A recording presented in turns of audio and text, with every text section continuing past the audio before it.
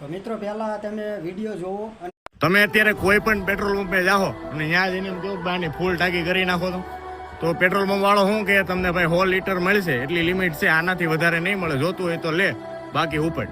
એ તાકાતથી બોલીએ કે હુકામ, કેમ કે ખબર છે સામે વાળાને એટલી જરૂર છે, એની વગર કઈ થવાનું નથી.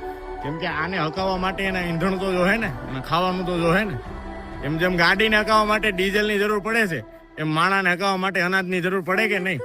એમ ભારત વર્ષનો ખેડૂત જ્યારે આ હડતાલ ઉપર ઉતરશે અને જ્યારે એમ કહે કે ભાઈ એટલા ભાવમાં વેચશું, આનાથી ઓછા ભાવમાં અમે નહીં વેચશું, જોતું હોય તો લે, બાકી ઉપડ, ત્યારે ભારત દેશની શું દશા થાય એ તમને ખબર છે?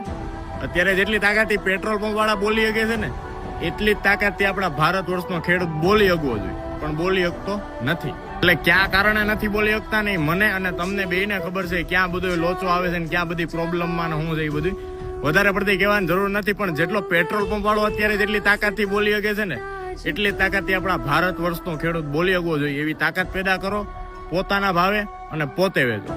જય જવાન, જય કિસાન.